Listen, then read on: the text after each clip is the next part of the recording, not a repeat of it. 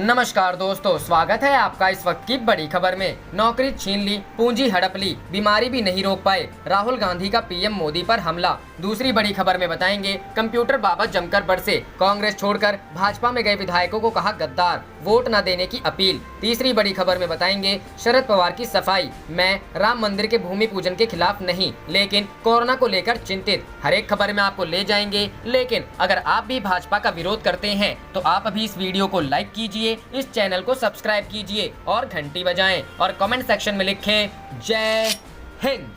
रुख करते हैं पहले खबर की तरफ। नौकरी छीन ली, पूंजी हड़प ली, बीमारी भी नहीं रोक पाए, राहुल गांधी का पीएम मोदी पर हमला। जी हां दोस्तों, कांग्रेस नेता राहुल गांधी केंद्र की नरेंद्र मोदी सरकार पर लगातार हमला कर रहे हैं। उन्होंने एक बार फिर प्रधानमंत्री पर निशाना साधते हुए ट्वीट किया कि नौकरी छीन ली और बीमारी रोक नहीं पाए, मगर वो शानदार सपने दिखाते हैं। राहुल गांधी ने मंगलवार को अपने ट्वीट में कहा कि नौकरी छीन ली, जमा पूंजी हड़प ली, बीमारी भी फैलने से नहीं रोक पाए, मगर वो शानदार झूठे सपने दिखाते हैं। राहुल ने उस खबर का जिक्र करते हुए यह टिप्पणी की जिसमें कोरोना संकट की वजह से आर्थिक तंगी से जूझ रहे लोगों ने भविष्य निधि पीएफ में कुल 30,000 करोड़ रुपए निकाल लिए हैं। कोरोना संकट के बीच लॉकडाउन की वजह से बड़ी संख्या में लोग बेरोजगार हो गए हैं, लाखों लोगों की नौकरी चली गई। ऐसे में लोगों को राहत देने के लिए कर्मचारी भविष्य निधि संगठन ने लोगों को अपने पीएफ का कुछ हिस्सा एडवांस निकालने की सुविधा दी। इकोनॉमिक टाइम्स की एक रिपोर्ट के मुताबिक अप्रैल से जुलाई तक करीब 80 लाख सब्सक्राइबर्स ने ईपीएफओ से 30,000 करोड़ का फंड निकाल लिया है।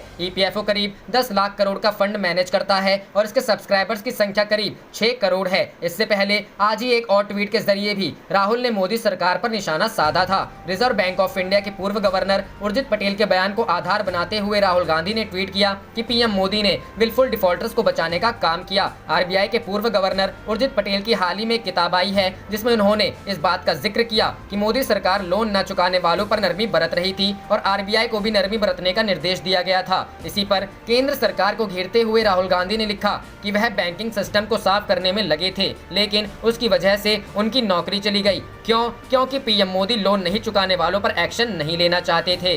रुख करते हैं अगली खबर की तरफ। कंप्यूटर बाबा जमकर बरसे, कांग्रेस छोड़कर भाजपा में गए विधायकों को कहा गद्दार, वोट न देने की अपील। जी हां दोस्तों, पासवर्ड की तरह पार्टी और विचारधारा बदलने वालों पर कंप्यूटर बाबा जमकर बरसे, उन्हें लोकतंत्र को बचाने की दुहाई दी। सोमवार को वे 50 से अधिक संतों के साथ उज्जैन में मीडिया से मुखातिब हुए और भाजपा पर लोकतंत्र की हत्या का आरोप लगाया। कंप्यूटर बाबा ने मध्य प्रदेश में कांग्रेस सरकार को गिराने के लिए कांग्रेसी विधायकों की खरीद फरोख्त का शिवराज सरकार पर निशाना साधा और भाजपा पर मध्य प्रदेश सहित पूरे प्रदेश में सत्ता व चीरहरण करने में लगी है। उन्होंने कहा कि संतों के साथ मिलकर प्रदेश भर में भ्रमण करेंगे और उपचुनाव में लोकतंत्र की हत्या करने वाली भाजपा के उम्मीदवारों को वोट न देने की अपील करेंगे, क्योंकि भाजपा जिन लोगों को खड़ा करेगी उन्होंने जनता के साथ गद्दारी की है। कंप्यूटर बाबा यही नहीं रुके, उन्होंने भाजपा के साथ आरएसएस पर भी निशाना साधा और आरोप लगाया कि दोनों संगठन संतों का इस्तेमाल करते हैं, जब उन्हें जरूरत होती है तब वे संतों का इस्तेमाल कर लेते हैं और बाद में उन्हें उनके हाल पर छोड़ देते हैं। इसका ताजा उदाहरण राम मंदिर है, जिसके निर्माण की प्रक्रिया से संतों को दूर रखा जा रहा है। उन्होंने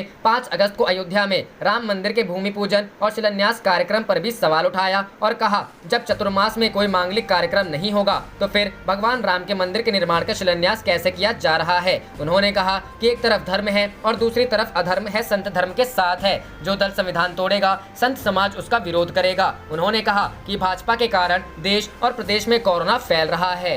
रुख करते हैं अगली खबर की तरफ। शरद पवार की सफाई, मैं राम मंदिर के भूमि पूजन के खिलाफ नहीं, लेकिन कोरोना को लेकर चिंतित। जी हां दोस्तों, एनसीपी प्रमुख शरद पवार ने अपने गठबंधन सहयोगी और महाराष्ट्र के मुख्यमंत्री उद्धव ठाकरे के अपनाए गए रुख का समर्थन करते हुए कहा है कि राम मंदिर निर्माण के लिए भूमि पूजन समारोह के लिए अयोध्या में बड़ी भीड़ इकट्ठा होने का यह सही समय नहीं है। CNN न्यूज 18 से बात करते हुए पवार ने कहा कि कोविड-19 महामारी के मद्देनजर भूमि पूजन का समारोह कुछ चुनिंदा लोग कर सकते हैं, क्योंकि एक बड़ी सभा से वायरस फैलने की आशंका बढ़ सकती है। उन्होंने कहा मुझसे एक सवाल पूछा गया था कि क्या मैं शामिल होने जा रहा हूं, इसलिए मैंने कहा मुझे खेद है, मैं इसमें शामिल नहीं होने जा रहा हूं। मैं समारोह के खिलाफ नहीं हूं, लेकिन मेरी सर्वोच्च प्राथमिकता कोरोना वायरस है और इसलिए मैं उस पर ध्यान केंद्रित कर रहा हूं। मैं कहीं नहीं जा रहा हूं। रुख करते हैं अगली खबर की तरफ। ममता ने किया ऐलान, पश्चिम बंगाल में ईद के दिन नहीं रहेगा लॉकडाउन। जी हां दोस्तों, पश्चिम बंगाल की ममता बनर्जी सरकार ने मुसलमानों के पक्ष में एक बड़ा फैसला लिया है। ममता बनर्जी ने बकरीद के मौके पर तालाबंदी को हटाने का फैसला किया है। इसके साथ ही हमने सप्ताह में 2 दिन लॉकडाउन का विस्तार करने का भी फैसला किया है। 31 अगस्त तक सप्ताह में 2 दिन तालाबंदी होगी। दरअसल मुसलमानों का खास त्योहार ईद उल अजहा यानी बकरीद 1 अगस्त को मनाई जाएगी। मुस्लिम समुदाय इस मौके पर जानवरों की कुर्बानी देते हैं, नमाज पढ़ी जाती है। मुस्लिमों को इस त्योहार के मद्देनजर ममता बनर्जी सरकार ने एक बड़ा फैसला लिया है। उन्होंने 1 अगस्त को तालाबंदी हटाने की घोषणा की है। इसके साथ ही सरकार ने एक और फैसला लिया है। यह निर्णय लॉकडाउन को आगे बढ़ाने के लिए है। सप्ताह में 2 दिन 31 अगस्त तक पश्चिम बंगाल में तालाबंदी रहेगी।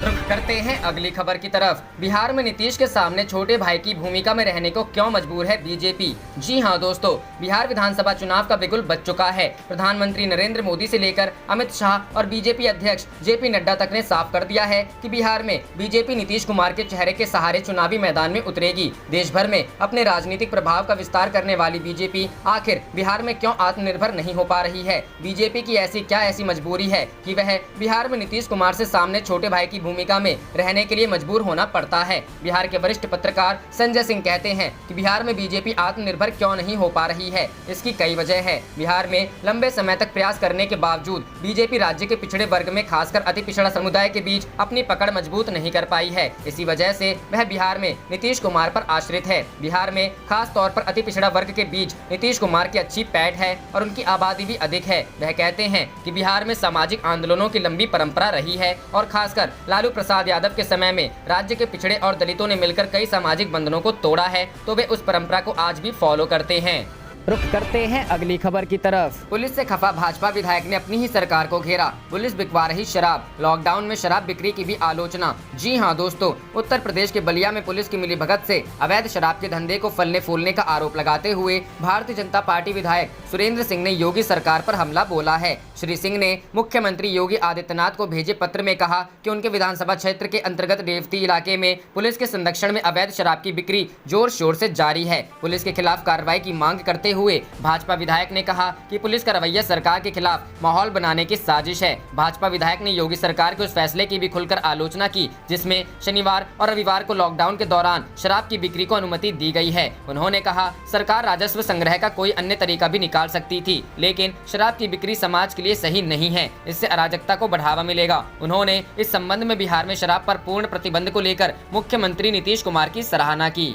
रुख करते हैं अगली खबर की तरफ। प्रियंका गांधी ने सीएम योगी को लिखा पत्र, कहा कानून व्यवस्था की स्थिति सुधारे सरकार। जी हां दोस्तों, कांग्रेस महासचिव प्रियंका गांधी वाड्रा ने उत्तर प्रदेश में अपराध की कुछ हालिया घटनाओं के मद्देनजर मंगलवार को प्रदेश के मुख्यमंत्री योगी आदित्यनाथ को पत्र लिखा है। उन्होंने कहा कि वह कानून व्यवस्था ठीक करे, जनता परेशान है। प्रियंका ने लिखा है कि प्रदेश में कानून व्यवस्था की स्थिति लगातार बिगड़ती जा रही है। आपराधिक घटनाओं में सख्ती से कार्रवाई सुनिश्चित करने की जरूरत है। मंगलवार को प्रियंका गांधी ने सीएम को लिखा कि कानपुर, गोंडा व गोरखपुर की घटनाएं आपके संज्ञान में होंगी। मैं गाजियाबाद के एक परिवार की पीड़ा की तरफ आपका ध्यान आकर्षित कराना चाहती हूं। मेरी इस परिवार से बात हुई। गाजियाबाद के व्यवसायी विक्रम त्यागी करीब 1 महीने से लापता है। परिवार को अपहरण की आशंका है। बार बार गुहार लगाने के बाद भी पुलिस और प्रशासन इस तरफ ध्यान देने के लिए तैयार नहीं है। 2 दिन पहले कांग्रेस का प्रतिनिधिमंडल परिवार से मिला था। परिजन परेशान है। प्रियंका गांधी ने सीएम योगी से मांग की है कि विक्रम त्यागी के परिजनों की मदद करें, साथ ही पुलिस अधिकारियों को सख्ती से निर्देशित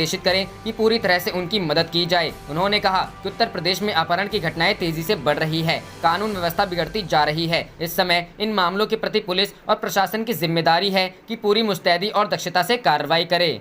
रुख करते हैं अगली खबर की तरफ। बीएसपी पर बरसी प्रियंका, अघोषित प्रवक्ताओं का विप लोकतंत्र के हत्यारों को क्लीन चिट। जी हां दोस्तों, राजस्थान में जारी सियासी दंगल में अब कांग्रेस बनाम बहुजन समाज पार्टी की लड़ाई शुरू हो गई है। मंगलवार सुबह बहुजन समाज पार्टी की प्रमुख मायावती ने प्रेस कॉन्फ्रेंस कर कांग्रेस पर निशाना साधा था। अब कांग्रेस महासचिव प्रियंका गांधी वाड्रा ने पलटवार किया है और एक बार फिर बसपा को बीजेपी का घोषित प्रवक्ता करार दिया है। प्रियंका गांधी वाड्रा ने ट्वीट कर कहा कि भाजपा के घोषित प्रवक्ता ने बीजेपी की मदद करने के लिए विप जारी किया किया है, लेकिन ये सिर्फ विप नहीं है बल्कि लोकतंत्र संविधान की हत्या करने वालों को क्लीन चिट है। आपको बता दें कि मंगलवार सुबह ही मायावती ने प्रेस कॉन्फ्रेंस की थी और कांग्रेस पर जमकर निशाना साधा था। मायावती की ओर से कहा गया कि कांग्रेस ने लगातार धोखा दिया है और धोखे से ही बसपा के विधायकों को अपनी ओर किया है। रुख करते हैं अगली खबर की तरफ। प्रवासी मजदूरों के मामले में केंद्र को विस्तृत हलफनामा दाखिल करने का निर्देश। जी हां दोस्तों, सुप्रीम कोर्ट ने केंद्र सरकार को 2 सप्ताह के भीतर प्रवासी श्रमिकों के मामले में एक विस्तृत हलफनामा दायर करने का निर्देश दिया है।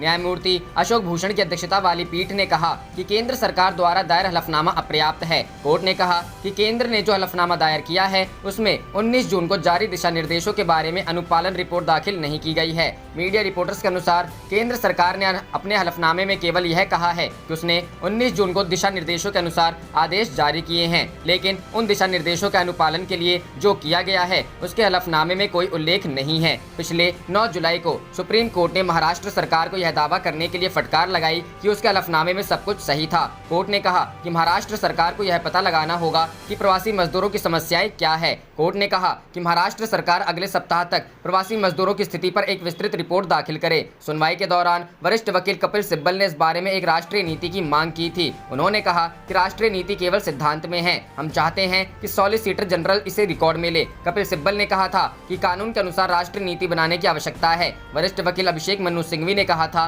कि हमारे पास कुछ सुझाव हैं। समन्वय में सहायता और पुनर्वास होना चाहिए। पंजीकरण सरकार की योजनाओं के आधार पर नहीं किया जाना चाहिए, क्योंकि यह कई लोगों को पंजीकृत करने में सक्षम नहीं होगा। इस पर मेहता ने कहा था कि आप हमारा हलफनामा पढ़िए, इसमें सभी विवरण है। कोर्ट ने पूछा था कि महाराष्ट्र में क्या हो रहा है। महाराष्ट्र में अभी भी बड़ी संख्या में प्रवासी मजदूर हैं। तब मेहता ने कहा कि 6 जुलाई को एक नया हलफनामा दायर किया गया था। उन्होंने कहा कि महाराष्ट्र सरकार ने केंद्र सरकार को बताया कि कितने प्रवासी मजदूरों को वापस भेजा गया है। तब जस्टिस भूषण ने कहा कि आपका हलफनामा पर्याप्त नहीं है, सिर्फ इतना ही मत कहो। हम आपके दावे को स्वीकार नहीं कर सकते कि महाराष्ट्र में कोई समस्या नहीं है। सुनवाई के दौरान बिहार सरकार की ओर से कहा गया कि जो कर्मचारी बिहार वापस चले गए थे वे सब अपने काम पर लौटने लगे हैं। तब मेहता ने कहा यह एक स्वस्थ चीज है। ऐसा इसलिए हो रहा है क्योंकि उद्योगों ने काम करना शुरू कर दिया है। पिछले 9 जून को अदालत ने आदेश दिया कि प्रवासी श्रमिक जो वापस लौटना चाहते हैं उन्हें 15 दिनों के भीतर भेजा जाना चाहिए। मांग के 24 घंटे के भीतर राज्य द्वारा श्रमिक ट्रेन प्रदान की जानी चाहिए। न्यायालय ने कहा था कि राज्य सरकारों को प्रवासी मजदूरों के लिए सहायता केंद्र बनाने चाहिए और उन्हें रोजगार के अवसरों की जानकारी देनी चाहिए। अदालत ने कहा था कि श्रमिकों पर दर्ज लॉकडाउन उल्लंघन के मामलों को वापस लिया जाना चाहिए। अदालत ने सभी राज्यों और केंद्र शासित प्रदेशों को उन प्रवासी मजदूरों की सूची बनाने का निर्देश दिया था जो अपने कार्यस्थल पर जाना चाहते हैं। सरकारों को अपने काम पर लौटने से पहले उन्हें उचित परामर्श देना चाहिए। अदालत में इस आदेश की अनुपालन रिपोर्ट दाखिल करने का निर्देश दिया। रुख करते हैं अगली खबर की तरफ। राज्यपाल कलराज मिश्रा को हटाने के लिए हाईकोर्ट में याचिका। जी हां दोस्तों, एक शहर के वकील ने राजस्थान उच्च न्यायालय में एक याचिका दायर की है जिसमें केंद्र को राज्यपाल कलराज मिश्रा को हटाने के लिए राष्ट्रपति को सलाह देने के लिए निर्देश जारी करने का अनुरोध किया गया है। राज्य में जारी राजनीतिक खींचतान के बीच यह याचिका दायर की गई थी। मीडिया रिपोर्टर्स के अनुसार याचिका दायर करने वाले शांतनु पारिक का दावा है कि राज्यपाल राज्य मंत्रिमंडल की सलाह पर विधानसभा सत्र को आमंत्रित न करके अपने संवैधानिक कर्तव्य को निभाने में विफल रहे हैं। अशोक गहलोत सरकार जो उप मुख्यमंत्री सचिन पायलट सहित 19 विधायकों के विद्रोह के कारण परेशानी में थे को ये कहते हुए पद से हटा दिया गया कि वह विधानसभा का सत्र बुलाना चाहते हैं और इस संबंध में राज्यपाल से अनुरोध किया है, लेकिन राज्यपाल मिश्रा ने 2 बार राज्य सरकार के प्रस्ताव को वापस कर दिया है। रुख करते हैं अगली खबर की तरफ। कांग्रेस ने जम्मू कश्मीर में 4G इंटरनेट सेवा बहाल करने की मांग की। जी हां दोस्तों, जम्मू और कश्मीर कांग्रेस के अध्यक्ष GA मीर ने फास्ट इंटरनेट सेवा 4G की बहाली और निवास दस्तावेज के रूप में स्थायी निवास प्रमाण पत्र की मान्यता की मांग की। उन्होंने प्रशासन से जम्मू कश्मीर में कोरोना वायरस संक्रमण के मामलों की बढ़ती संख्या से निपटने के उपायों को और मजबूत करने की भी मांग की। मीडिया रिपोर्टर्स के अनुसार पार्टी की बैठक के बाद मीर ने कहा सरकार को 4G इंटरनेट सेवा से संबंधित अपने फैसले की समीक्षा करनी चाहिए और इसे तुरंत बहाल करना चाहिए ताकि सभी आवश्यक दस्तावेजों से संबंधित प्रक्रियाएं ऑनलाइन हो सके जो वायरस को रोकती हैं। इसे देखते हुए सामाजिक दूरी को बनाए रखा जा सकता है। रुख करते हैं अगली खबर की तरफ। राहुल का वार, डिफॉल्टर्स को बचाना चाहते थे पीएम, इसलिए गई उर्जित पटेल की नौकरी। जी हां दोस्तों, कांग्रेस नेता राहुल गांधी लगातार केंद्र सरकार पर हमलावर हैं। मंगलवार को ट्विटर के जरिए उन्होंने एक बार फिर प्रधानमंत्री नरेंद्र मोदी पर हमला बोला। रिजर्व बैंक ऑफ इंडिया के पूर्व गवर्नर उर्जित पटेल के बयान को आधार बनाते हुए राहुल ने कहा कि पीएम मोदी ने विलफुल डिफॉल्टर्स को बचाने का काम किया। दरअसल उर्जित पटेल की हाल ही में एक किताब आई है जिसमें इस बात का जिक्र किया गया है कि मोदी सरकार लोन न चुकाने वालों पर नरमी बरत रही थी और आरबीआई को भी नरमी बरतने का निर्देश दिया गया था। इसी पर राहुल गांधी ने अब केंद्र सरकार को घेरा है। राहुल गांधी ने लिखा है कि उर्जित पटेल बैंकिंग सिस्टम को साफ करने में लगे थे, लेकिन उसकी वजह से उनकी नौकरी चली गई। क्योंकि पीएम मोदी लोन न चुकाने वालों पर एक्शन नहीं लेना चाहते थे। आपको बता दें कि केंद्र सरकार के साथ विवाद के बाद उर्जित पटेल ने 2018 में आरबीआई गवर्नर के पद से इस्तीफा दे दिया था, जिस पर काफी विवाद हुआ था। राहुल गांधी की ओर से भी तब केंद्र को घेरा गया था। किताब में दावा किया गया कि आरबीआई ने डिफॉल्टर को लेकर जो सर्कुलर जारी किया था उसे सरकार की ओर से वापस लेने को कहा गया था। गौरतलब है कि मोदी सरकार के कार्यकाल में उर्जित पटेल, रघुराम राजन आदि आरबीआई के गवर्नरों की नाराजगी उभर कर सामने आ चुकी है। फिर चाहे वो नोटबंदी हो, जीएसटी हो या फिर अन्य आर्थिक नीतियां, अर्थव्यवस्था और नौकरियों को लेकर लगातार राहुल गांधी केंद्र सरकार पर हमलावर हैं। बीते दिनों उन्होंने कहा था कि जिस तरह कोरोना संकट पर मेरी बात सच हो रही है, अर्थव्यवस्था पर भी सरकार को चेतावनी को मानना चाहिए। रुख करते हैं अगली खबर की तरफ। बड़ा झटका, उत्तर प्रदेश में जल्द महंगी होगी बिजली, 5 से 8% तक दरों में बढ़ोतरी की तैयारी। जी हां दोस्तों, उत्तर प्रदेश में जल्दी ही उपभोक्ताओं को बिजली विभाग की तरफ से बड़ा झटका लग सकता है। पावर कॉर्पोरेशन उत्तर प्रदेश में बिजली की दरों में वृद्धि करने के बारे में सोच रहा है। खबर है कि पावर कॉर्पोरेशन उत्तर प्रदेश में 5 से 8 तक बिजली दरों में बढ़ोतरी कर सकता है। मीडिया रिपोर्ट के मुताबिक उत्तर प्रदेश में पावर कॉर्पोरेशन 5 से 8% तक बिजली की दरों में बढ़ोतरी करने की तैयारी कर रही है।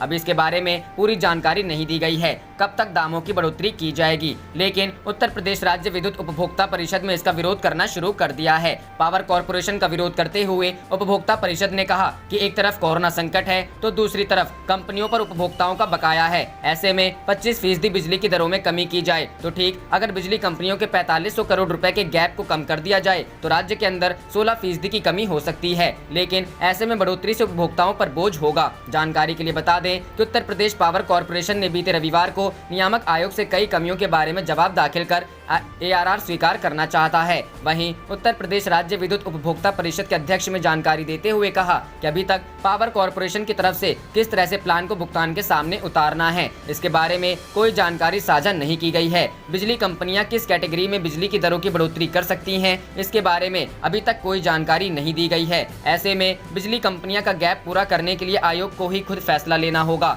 ऐसे में साफ है कि अगर बिजली दरों में बढ़ोतरी करवाई होगी तो हम इसका खुलकर विरोध करेंगे।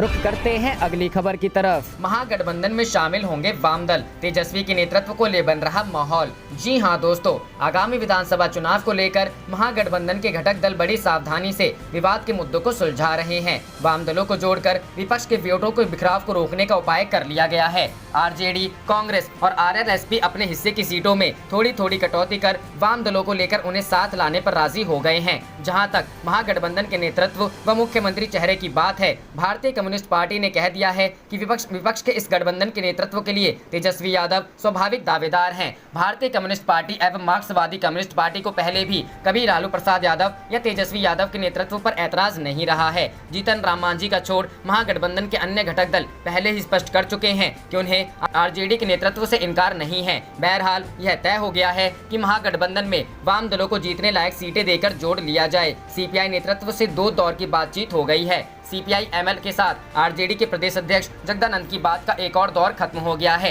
कोरोना संकट कम हो तो दूसरे दौर की बातचीत भी जल्द होगी। सूत्रों ने बताया कि फिलहाल सीटों की संख्या तय नहीं हुई है, लेकिन एक साथ मिलकर चुनाव लड़ने पर सैद्धांतिक सहमति बन गई है। सीटों के बंटवारे के लिहाज से महागठबंधन 2 हिस्सों में काम कर रहा है। आरजेडी की जिम्मेवारी दी गई है कि सीपीआई एमएल और विकासशील इंसान पार्टी के साथ बातचीत करे, उनकी जीतने लायक सीटों की पहचान करे, उसके बाद विधानसभा क्षेत्र के नाम सहित सीटों की संख्या तय कर दे। कांग्रेस को सीपीआई, सीपीएम और आरएलएसपी से बातचीत का जिम्मा दिया गया है। हिंदुस्तानी आवाम मोर्चा के अध्यक्ष जीतन राम मांझी की गतिविधियों पर नजर रखने और उन्हें महागठबंधन में जोड़े रखने की संभावनाओं को टटोलने का जिम्मा भी कांग्रेस को ही दिया गया है। मांझी इस समय तक दुविधा में है। कांग्रेस उन्हें महागठबंधन से जोड़कर रखने की राय में है। रुख करते हैं अगली खबर की तरफ। यूपी में रोज बन रहे गुंडाराज के रिकॉर्ड, गोरखपुर मर्डर पर प्रियंका का तंज। जी हां दोस्तों, उत्तर प्रदेश में आपराधिक घटनाएं बढ़ रही हैं। उत्तर प्रदेश की पुलिस अपराधियों के सफाई के लिए ऑपरेशन क्लीन चला रही है और अपराधी एक के बाद एक अपहरण और हत्या की जघन्य वारदात को अंजाम दे रहे हैं। अब उत्तर प्रदेश के मुख्यमंत्री योगी आदित्यनाथ की कार्यभूमि गोरखपुर में 5वीं कक्षा के छात्र के अपहरण के बाद मामला सामने आया है। इस घटना को लेकर विपक्षी कांग्रेस और समाजवादी पार्टी ने योगी सरकार के खिलाफ मोर्चा खोल दिया है। कांग्रेस की राष्ट्रीय महासचिव प्रियंका गांधी और समाजवादी पार्टी के अध्यक्ष अखिलेश यादव ने ट्वीट कर कानून व्यवस्था को लेकर सवाल उठाए हैं। कांग्रेस महासचिव प्रियंका गांधी ने ट्वीट कर सीएम योगी आदित्यनाथ पर हमला बोला है। प्रियंका गांधी ने सवालिया लहजे में कहा है कि क्या यूपी के मुखिया ने खबरें देखना छोड़ दिया है? क्या गृह विभाग में बैठे लोगों के सामने ये खबरें नहीं जाती? उन्होंने आरोप लगाया है कि यूपी में हर दिन गुंडाराज के नए रिकॉर्ड बन रहे हैं। सीएम के गृह क्षेत्र में अपहरण की घटना घटी है, लेकिन दिखावे के लिए कुछ ट्रांसफर के अलावा और कुछ होता ही नहीं है। आप देख रहे थे आपका अपना चैनल जय हिंद जय भारत।